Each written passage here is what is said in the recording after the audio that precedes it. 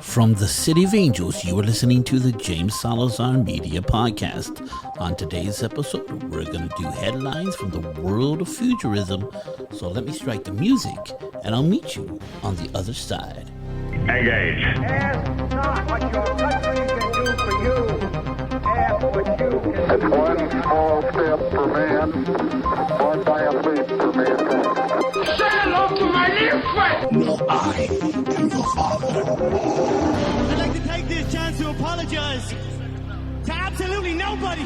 And welcome, everyone, to the James Salazar Media Podcast, where you get your dose of pop culture, politics, and futurism.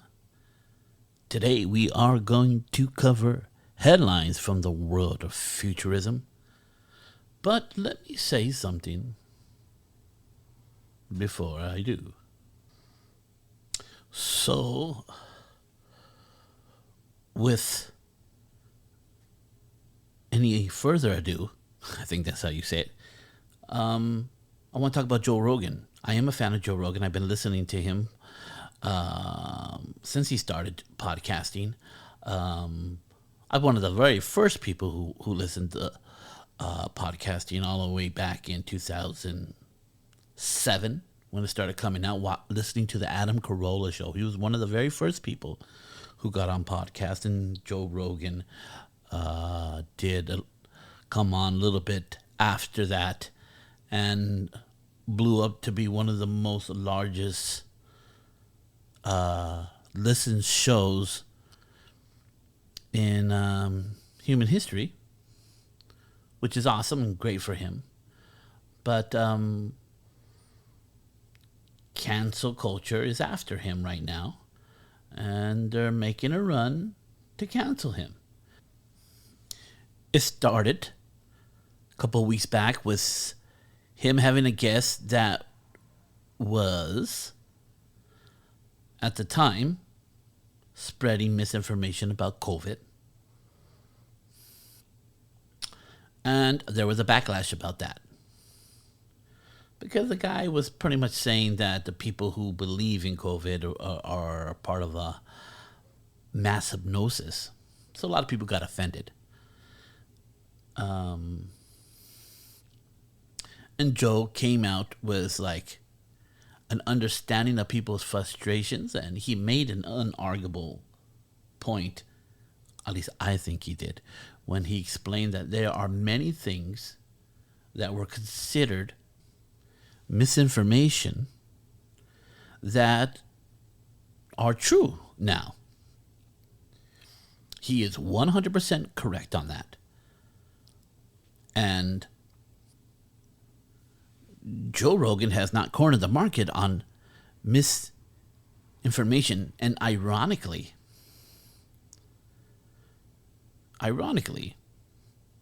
some of the people who are criticizing him of misinformation are themselves guilty of misinformation themselves. We know that the Biden administration is giving out misinformation simply because of the constant corrections. We know Dr. Fauci has given misinformation and then corrected it, and then said something else, and then corrected it.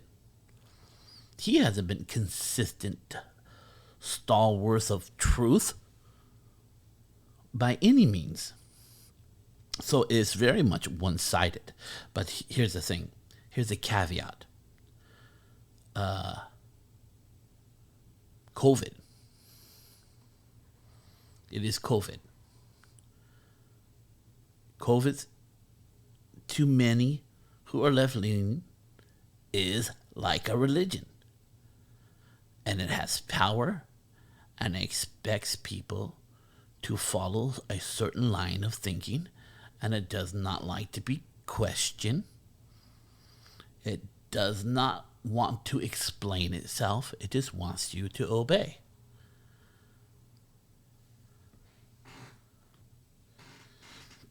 You know, when I got sick with COVID back 2020, Thanksgiving, after, I mean, in it, a little bit towards the end of it, I talked to my friend who works at a hospital. And he told me, I told him I got it. And he says, well, you probably go too many places. And that was true. But I said I wore my mask. And he said, what, the ones you see in the corner? Guadalupe on the corner selling the mask? Your grandmother making your masks? He says, unless it's N95 mask, all those other masks are useless and they don't work. He says, I have the correct mask and I got COVID. He had COVID early on because he was around nothing but patients who had COVID. This is at the height when COVID was killing about 3,000 people a day. He said those masks didn't work. But the media, as well as the Trump and Biden administration, just let people believe that those masks were sufficient. And they're not. And just recently, about a month ago, we are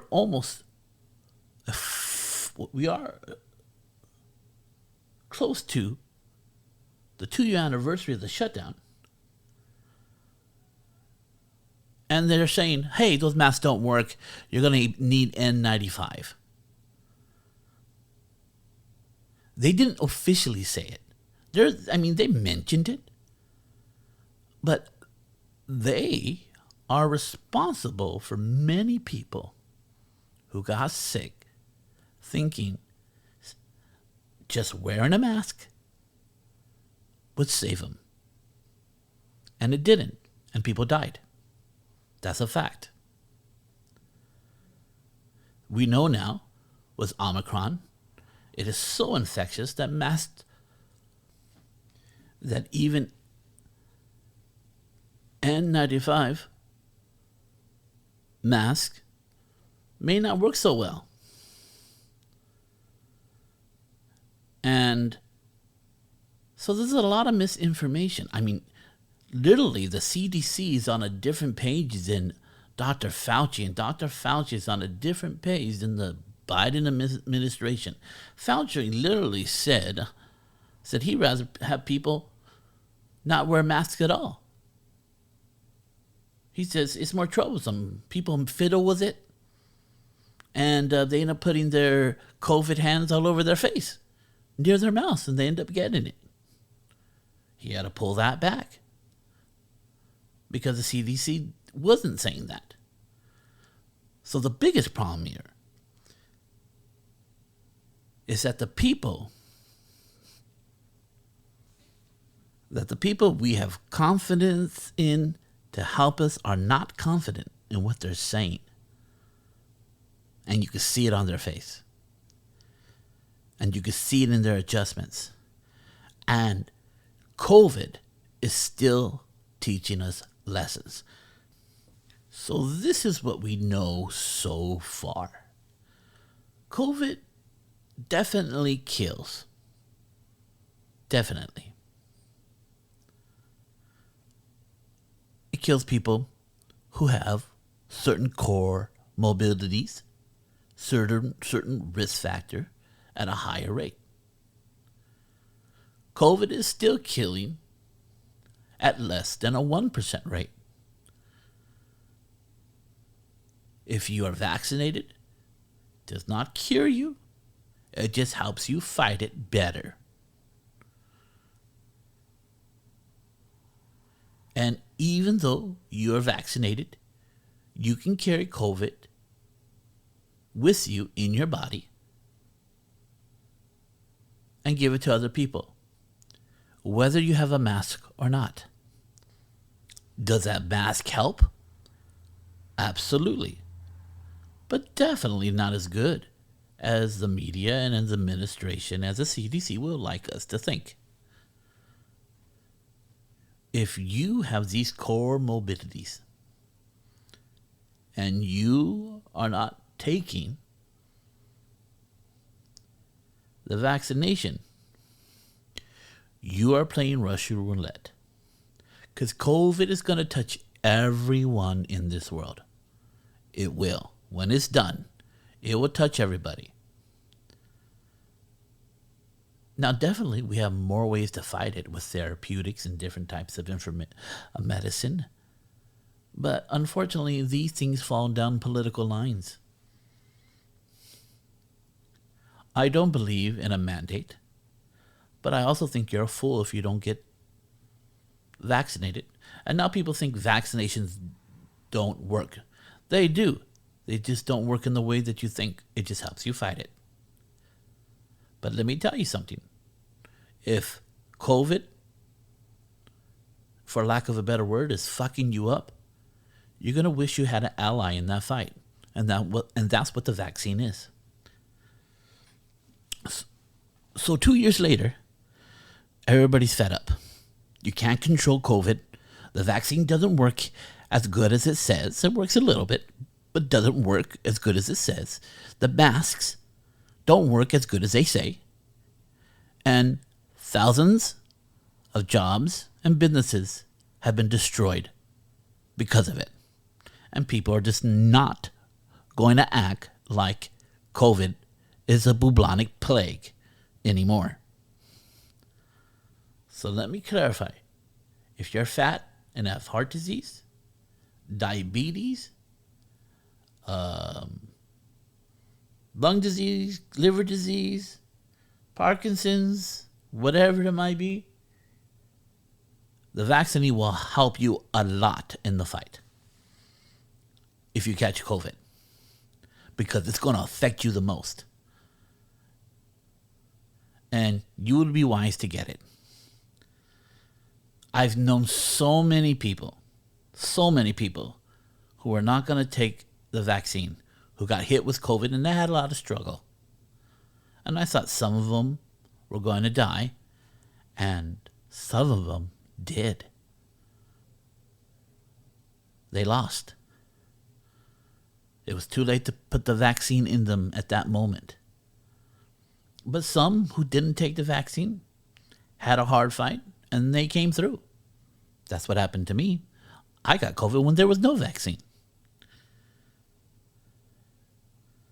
So back to Joe Rogan. Joe Rogan has a more bigger and more effective platform than any politician. And the people who do not think like him, and what I mean by think, who believes that everything should be discussed, everything should be opened, and everything should be challenged, don't like that.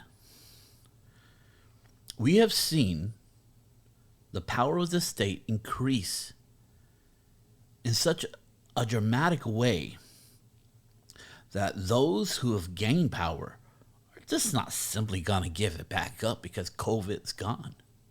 But COVID will be the blueprint for every disaster,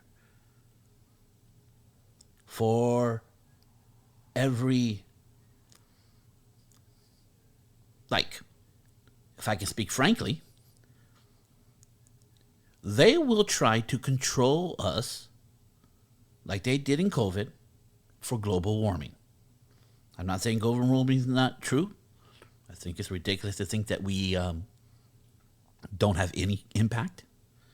But I also think it's ridiculous to say that we have the impact that certain people say we're having, and that we're gonna die in 7 years.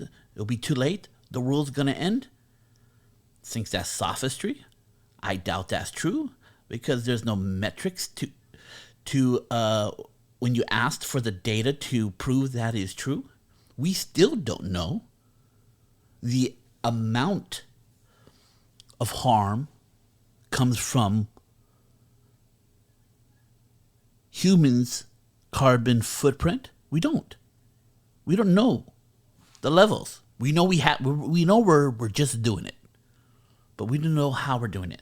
And often those who are left of center, they have a knee-jerk reaction to just destroy businesses and industries based on the idea that we need to do something, that we should take the economy and hit it over with a anvil instead of a surgical knife.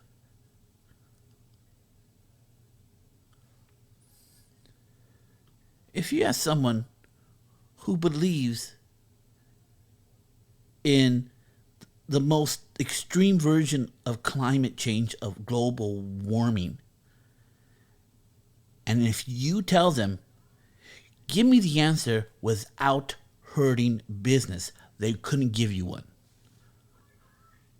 Because unfortunately, and ironically, those who believe in global warming in the most extreme rate are also anti-capitalist. It's unfortunate. Also anti-business. So it's a 1-2 punch for them. If they can stop business and capitalism as well as stop global warming. But my friends, the savior of the world, if it needs it, in the amount that people are saying, will be capitalism. In fact, because we are doing a headline from the world of futurism, the technologies in this new space race gained and developed going to Mars will be the exact sciences that will heal our Earth. Because those who are in charge right now, they don't have answers. And when people who don't have answers to the problem just want to look like they're doing something, and they're going to use the American economy to do it based on very little data, that believe in socialism and that capitalism is evil, well, my friends, that doesn't look good for the American people. So I'm on this tangent right now. And I'm trying to figure out, how do I get back to where I was? Oh, yeah. These people who hold an extreme form of global warming, a religion, do not want to give up the power they have obtained during COVID. It is an opportunity for them. And someone like Joe Rogan is a direct threat to that control. They do not want to get back to control. This is why they double down. You would think they would have perspective and say, maybe I should hold back and maybe open up a little bit of the city and just do these little things. No, they're constantly trying to push and push and push and see what they can get away with, regardless of what the science says about COVID and the numbers. Because they're not going to give up this power grab that COVID-19 gave them, which is a gift to them. They're not going to give it up without a fight, and it's going to take a fight to take it back from them. And that fight needs to be done through voting, and we're going to see how it plays out. So they attacked Joe Rogan, and that attack just fell on deaf ears, and nobody really cared. Neil Young, I don't know who listens to him. He only has one famous song that I even know. I don't know about any of his other songs. rocking in the free world. It's ironic that his most famous song talks about freedom and he's about censorship. Let me tell you something. Right, wrong, or indifferent, the answer to wrong speech is more speech, is right speech. When you try to cancel somebody, you have martyred them. And people will always wary of people who do not like to be questioned. So, I have two guiding principles when it comes to truth that I'm going to share with you.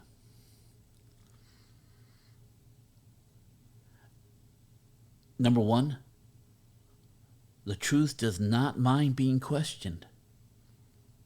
Number two, a lie does not like being challenged. Now, that has no bearing on whether it's true or not. But, in general, it's true. If it's true, it doesn't mind being true and being questioned. But if it's false, people do not want it to be discovered that it's false, especially the people who presented it. Right? It's a good rule of thumb.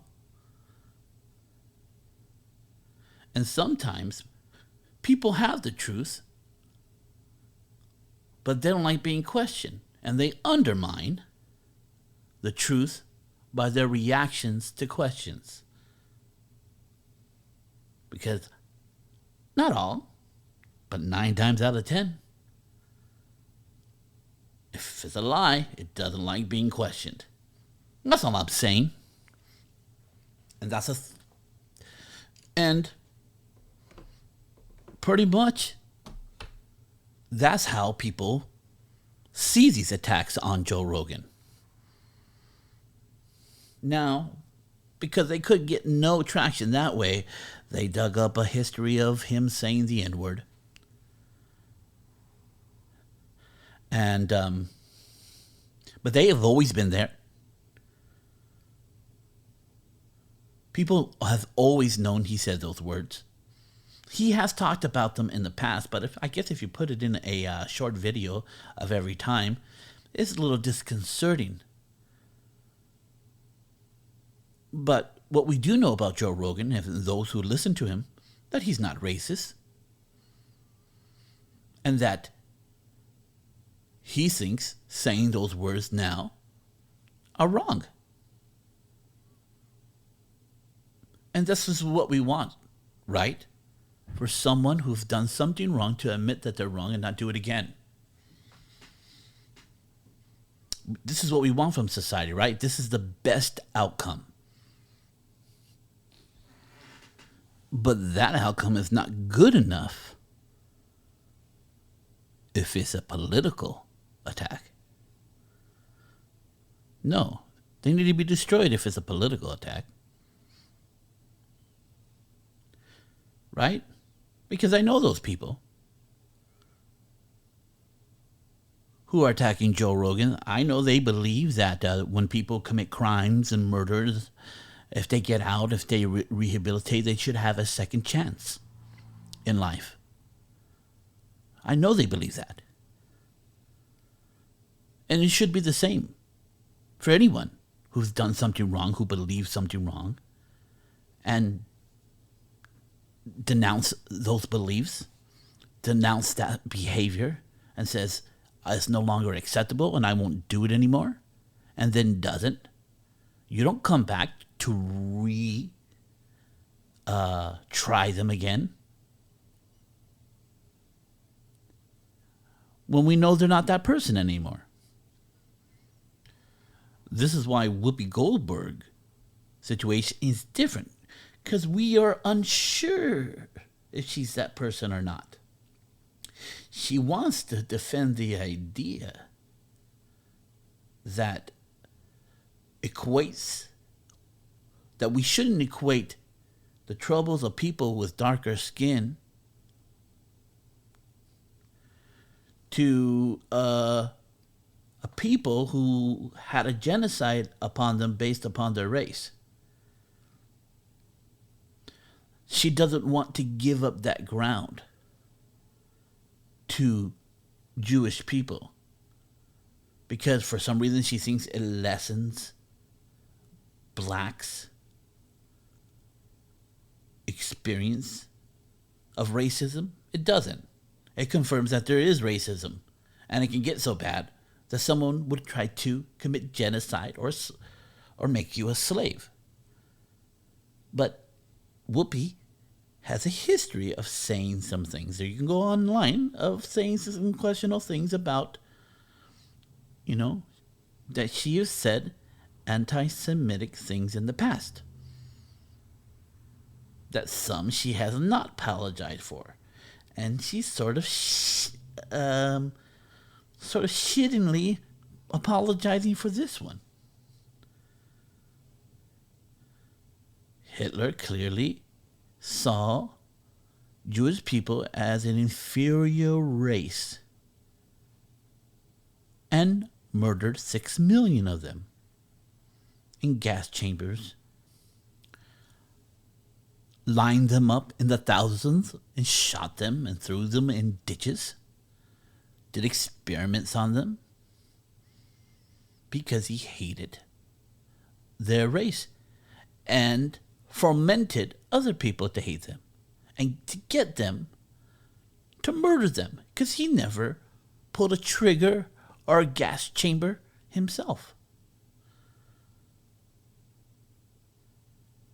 And just because that happens doesn't mean bad things didn't happen to black people.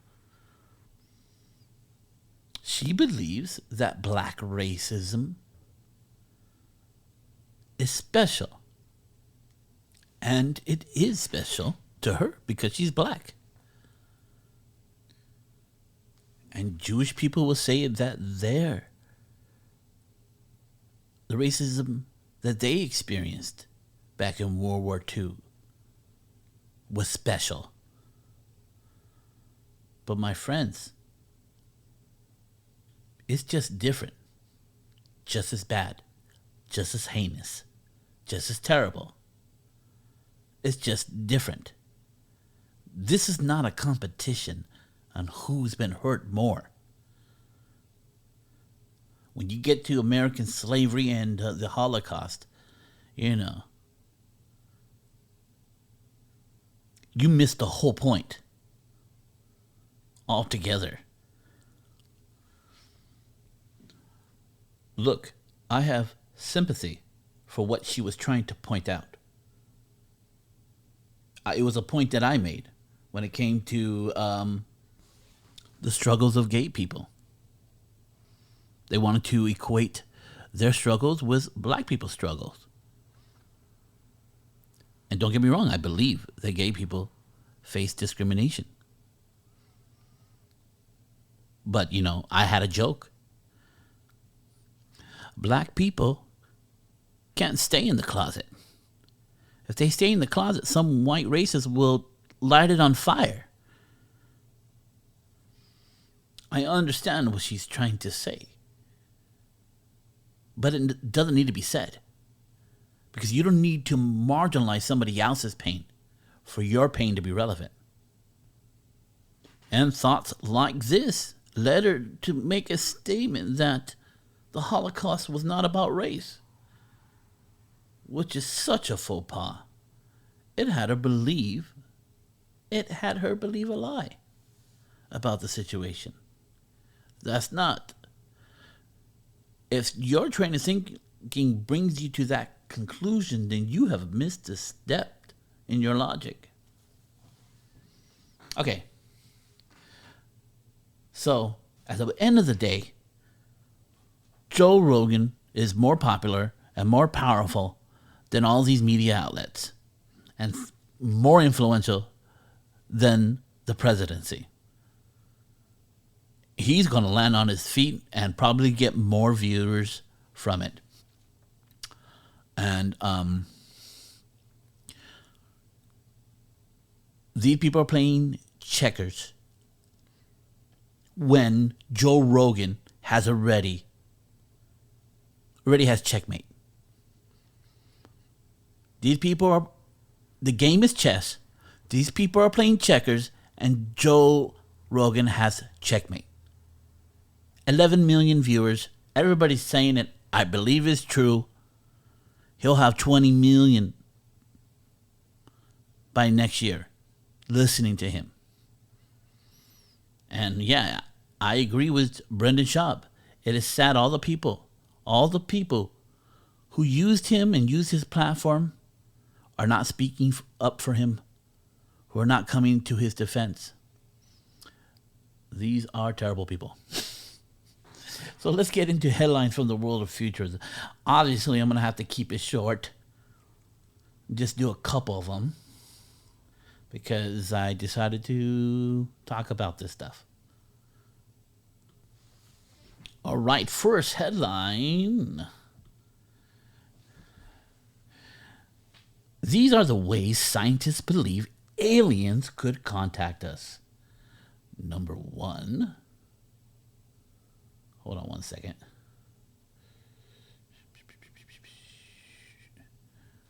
Number one. Hold on for another second. Shoot. What am I doing here? Damn it. Okay. Hold on. Big screen. There we go. Big screen. I saw something. All right. So, number one. Scientists have shared some ways alien life could potentially contact Earth if they are truly out there. The quest for extraterrestrial life is easy one of the most fascinating facts of science and also one of the most controversial. With every technological advance made in the science industry, more and more experts are speaking out about what exactly might or might not be in the realm of possibility when it comes to alien life forms. So, lasers. As far as scientists know, repetitive laser pulses may be the most promising method for detecting alien life because it is quick and it can travel across vast distances. Due to those reasons, scientists are not ruling out that aliens might use a similar method to try to contact us or other civilizations. Star signs. Some researchers have toyed with the idea that incredibly advanced civilization may possess the capabilities to move stars in strange and highly geometric alignments that could alert us to their presence, according to David Grimspoon.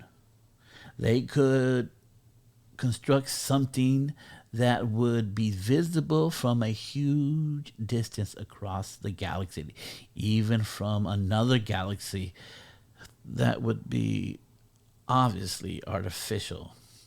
That's crazy. I mean, they can probably do the peace sign by moving planets. Say, we come in peace, but we send you in pieces. Oh my God, that would be crazy. Megastructures. We're looking at these megastructures like a Dyson sphere. Dyson sphere is creating constructing like a Death Star around a sun, harness the power. That would, being able to control the power of the sun and distribute it in any way you see fit. That would take a very highly advanced civilization to do that. And if we can see those things like planets around like a dim star or high radiation coming from the middle, could be a massive civilization. Some researchers have argued that alien megastructures could act as giant look over here signs that direct outside civilizations towards them. Of recent interest to science was the star KIC, and a long number, which I'm not going to read, which has unexpectedly dimmed and brightened over the past several years. What? Some researchers have argued that perhaps the star is surrounded by an alien megastructure, like a Dyson sphere, like I said, that is blocking light from the star. However, it might also be occasionally obstructed by an exoplanet. Radio waves. Radio waves have been Earth's scientists' method of searching out alien lights for the last 100 years. Because radio waves can travel seamlessly through the universe, they are ideal for communicating, at least according to humans. Still, many scientists have argued that extraterrestrial life may be resorting to the same medium. Of course, this is assuming the aliens not only think like us, but possess the same technology. You know, we see this in the movie Contact. It starts off with the first transmission sent out into space, which is the Olympics in Berlin. And that radio wave gets sent out into the cosmos and is sent back with layers of information for us to create this special craft that can travel mass distances or other dimensions. It's not very clear, but that could happen. That's a cool headline. I like that one. Are you following me here? What's this? SpaceX loses up to 40 satellites to a geometric storm after Starlink launch. Holy smokes. SpaceX to ditch most of the latest batch of Starlink satellites because they are disrupted by a geometric storm after being launched from the Falcon 9 rocket. Up to 40 of the 49, shit, that's almost all of them, will re-enter the atmosphere and have already done so because they were unable to reach the intended orbit. In an update posted by SpaceX,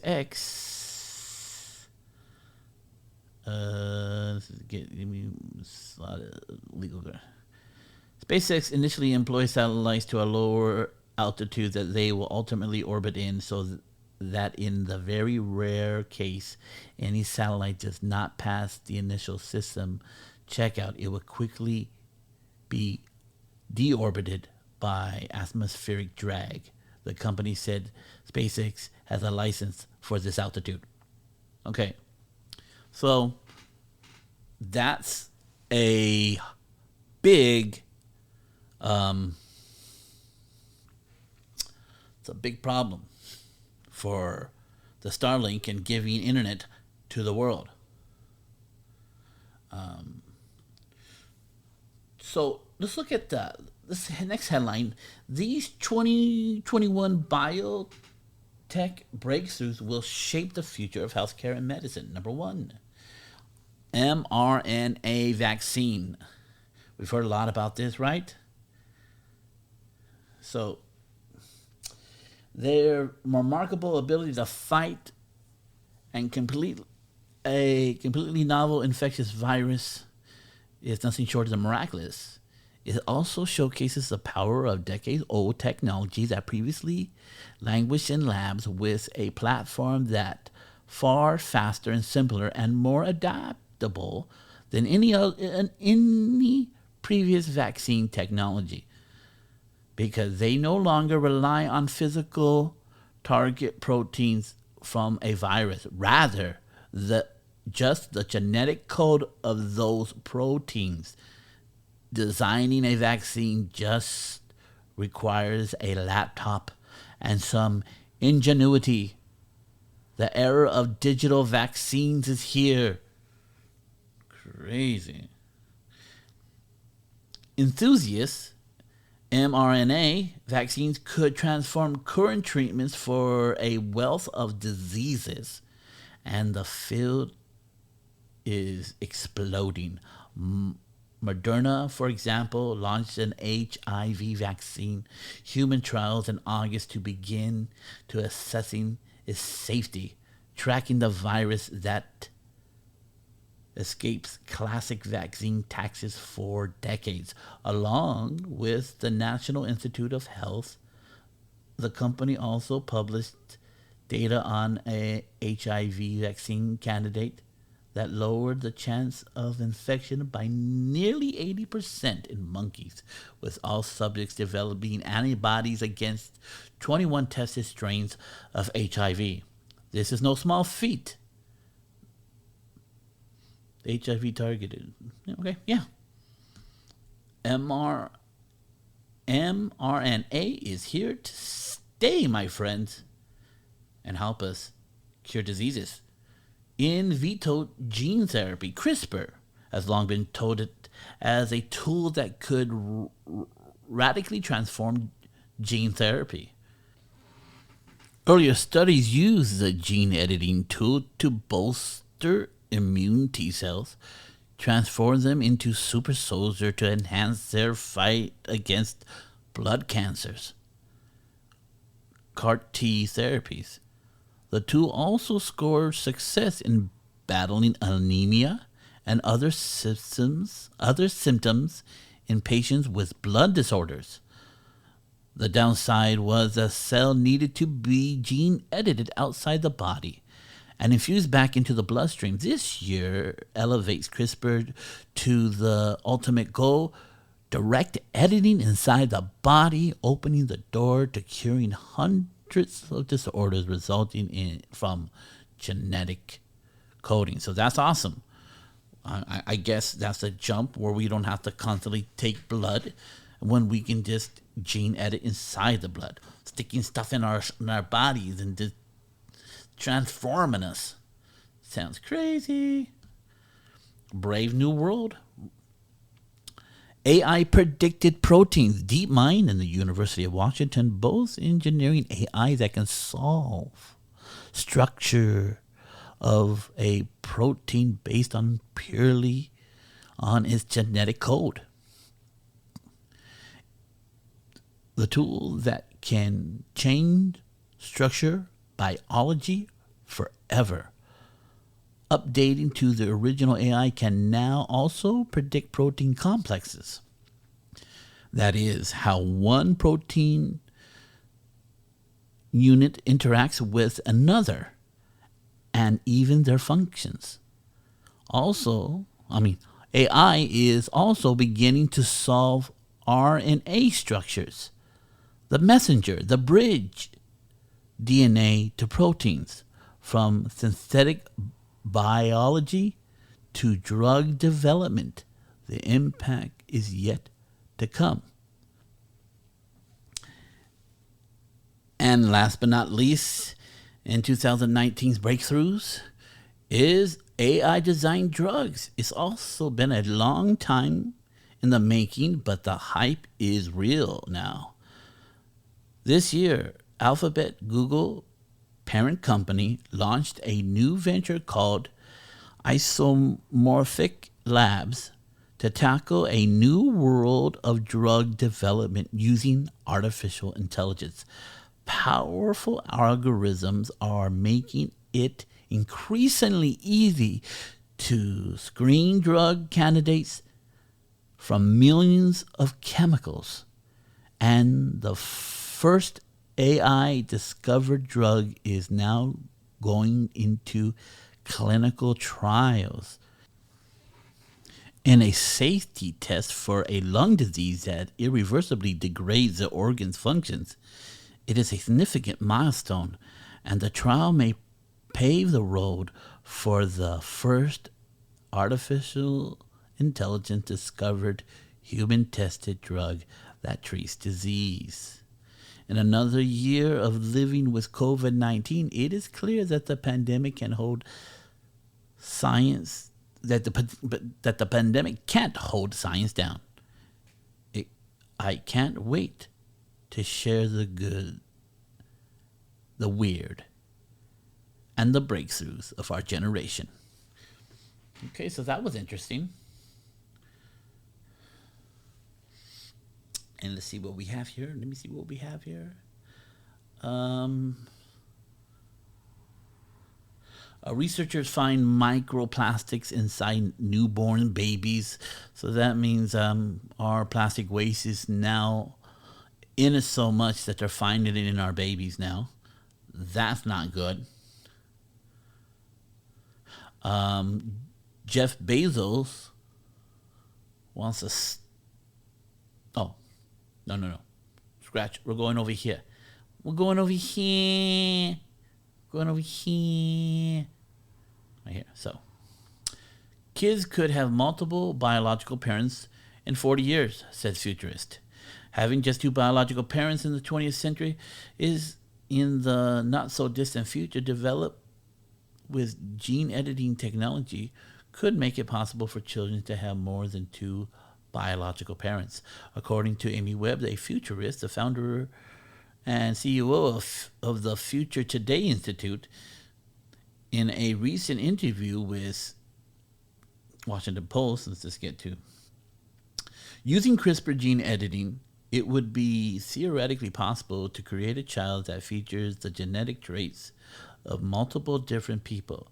The technology could also make it possible for people to have children late into their lives. 40 years into the future, I think it may be the case that there are many parents to one child, or a 70-year-old and their 60-year-old spouse decides to have a baby. Yes. And one thing that they're not mentioning about multiple parents and gene editing, cloning is a way for a man to sidestep having a baby. You just take the genetic code of one guy and take the genetic code of another guy. Well, I'm talking about gay couples. And instead of trying to have a natural biological creation through sex that can only happen with a woman, they'll just clone and edit both your traits inside them. Brave New World.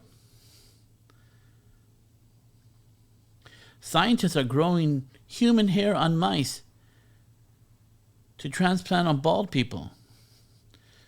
Okay.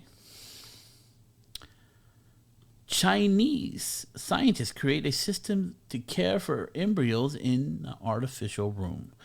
This is going to be a watershed moment for American society, because the problem is, if this person does not want the baby no more, they don't feel they have a right to carry it. So how do we answer that problem? With artificial wombs. You say, if you don't want that kid, you don't want to have this baby, we will take it off you and it'll be a ward of the state, I guess. And maybe adopt it, but it wouldn't need to be inside the woman. The problem with the woman that she doesn't want to carry it. And she still has control of her body. So, the answer to that is, if you have children, if you get pregnant, it's sort of weird that people get pregnant when they don't have to. There's so many versions of contraception. You really don't have. It should make abortions literally impossible, but people just don't want to do that. They just want to have their fun and not protect themselves and then do what they want with the baby's body. So we have a moral dilemma there. But artificial wombs might be the answer. Parents of Parents of the future rejoice. Scientists in China have developed an AI nanny that they say could one day take care of human fetuses in the lab. Robotic nanny already reportedly caring for a number of animal embryos. Experimentations on human embryos, however, is still forbidden under the international law, as newspaper points out. Yeah, right. If this is in China, it's happening. The team published their findings last month. The system could theoretically allow parents to grow babies in a lab, thereby eliminating the need for humans to carry children. Researchers go as far as to say that this system could be faster than any traditional childbirth. Beyond those claims, it remains unclear whether the system could actually bring an embryo, mouse, or otherwise to term. So we'll see. I don't know if we're trying to do that. Let's see here.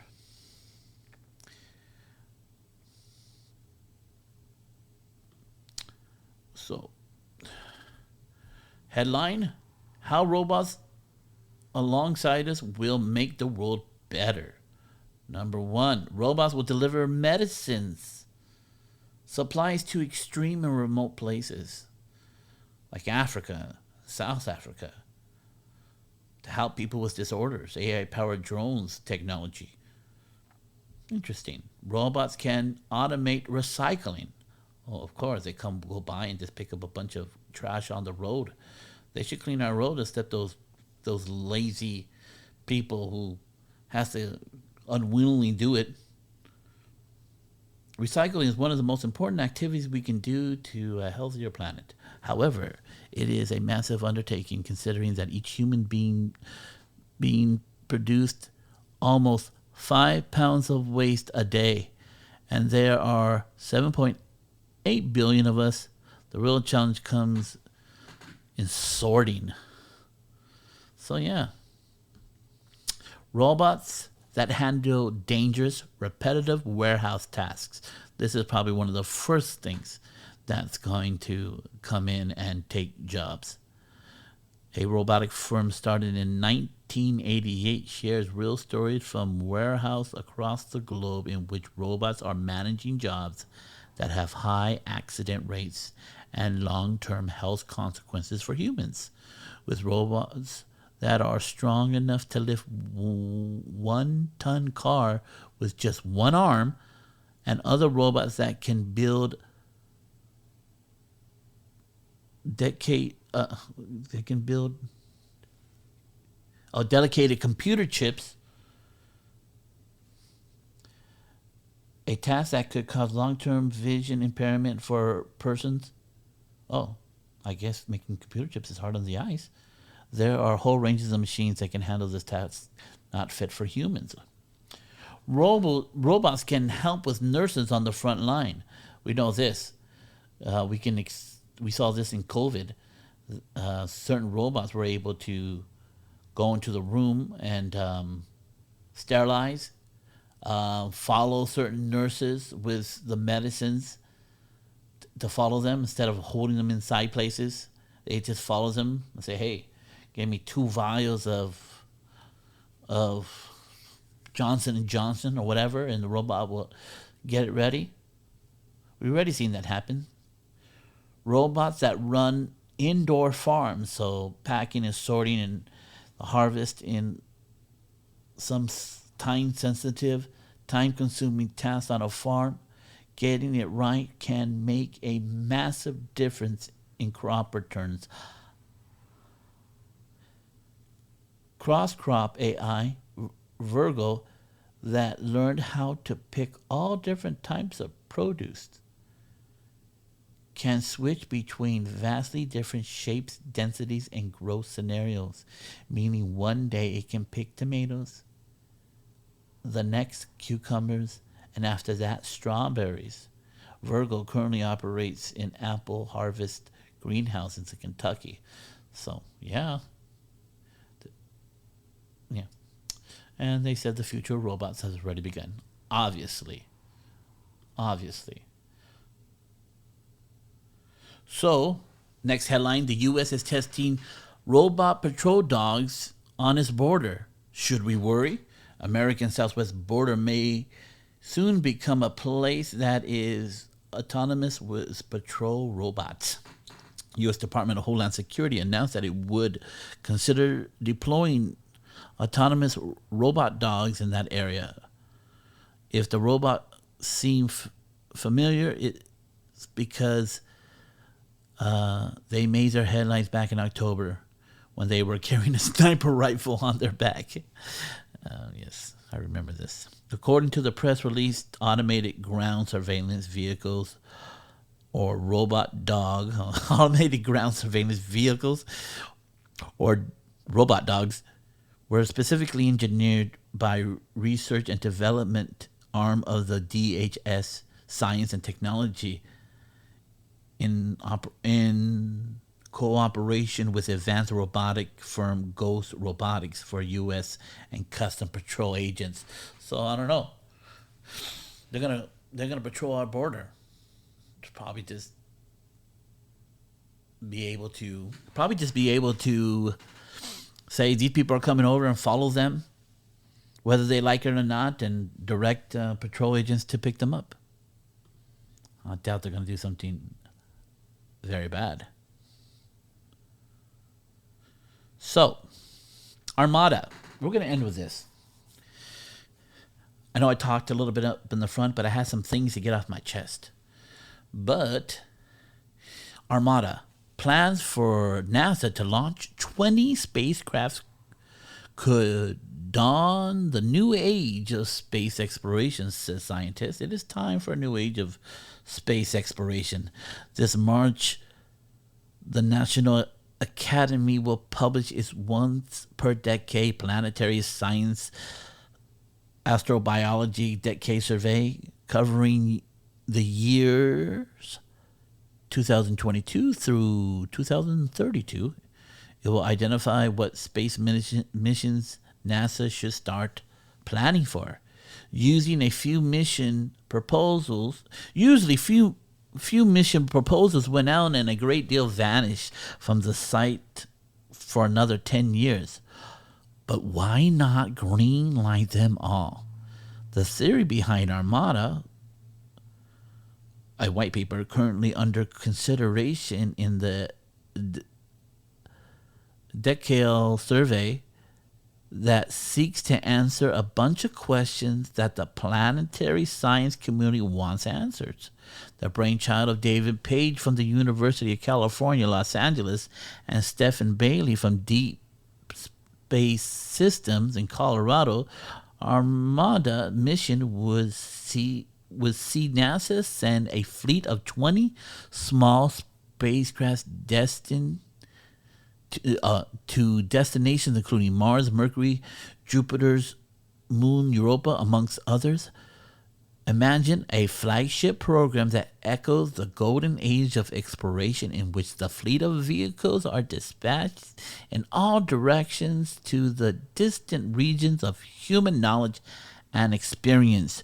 Reads the paper, multiple decade missions would be possible, such as returning samples from planets and moons, and second wave of missions could send to destinations such as Jupiter's, Mars, and Saturn, destinations that have already had primary missions in order to answer new scientific questions.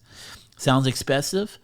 Lowering the cost of space exploration is the whole point of developing them as one mission.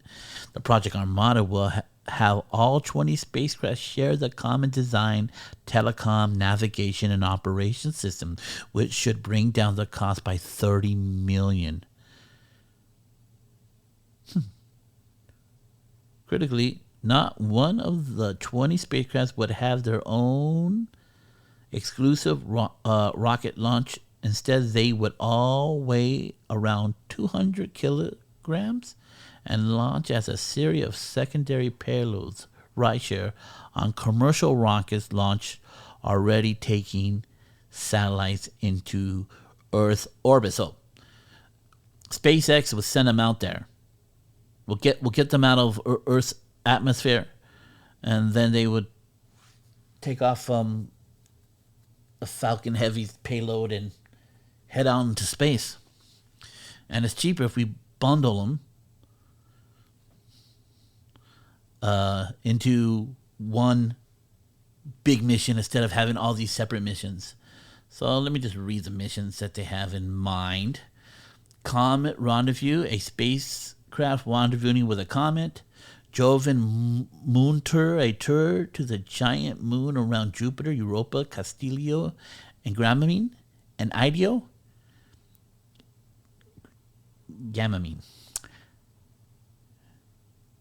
Deimos Explorer, an exploration of one of the 2 moons of Mars. Mercury Sounder, a mission to look for ice in the inner planet shadowed areas, that we can't see because they're not facing us. Sears Water Mapper, a mission to study if there really is water on the closest dwarf planet to Earth. Mars Sample Return, a mission to return samples left on the surface by Mars rover. Europa Orbiter, a mission to orbit Jupiter's moon, which is through the host a vast underground ocean. What? Which is thought to host a vast underground of oceans. Near Earth Asteroid Rendezvous, spacecraft rendezvousing with an asteroid. Gamamine Orbiter, a mission to orbit the largest moon in our solar system. The Phobos Sample Return, a mission to bring back samples of rocks from one of the moons of Mars.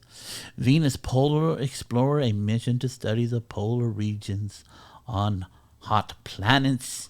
Low Altitude Mars Orbiter, more detailed images of the Martian surface. So, yeah, why not? It's the new age of space, and we're alive for it. I wasn't alive for the moon landing, but I believe and hope and expect that I will be alive when they go back to the moon and when they go to Mars. And maybe when I'm an old person, which is we're looking like 30 years from now, I might be able to visit Mars. It might be developed enough for me to go down there and check it out. If I have the opportunity, and if it's in my means to do so, I would definitely go. So we're going to end it there, my friends. Hope you. There was a lot that we did not cover. I'll put that in the next episode of Headlines from the World of Future. I almost forgot what this show is called. Hey, I got a free ebook for you. It is called How to Be Great at Everything You Do Blueprint. You can, in the show notes, there will be a link for you to get that free email. Put in your name and your email address, and it will link you to a download page and sent to your email. That is for you. Take advantage of that. If you want to follow me on any of the social media platforms, just type in James Salazar Media and I will come up. Follow me on those social media platforms. Subscribe to the podcast. Leave a review if you have any questions or any statements about what I've just read today. Put that in an email at jamessalazarmedia@gmail.com. So, my friends, if the storm of life comes against you and you find yourself on your knees, stand tall and take a look at that storm and say what my sensei Jack Burton always says: give me your best shot. Strike the music.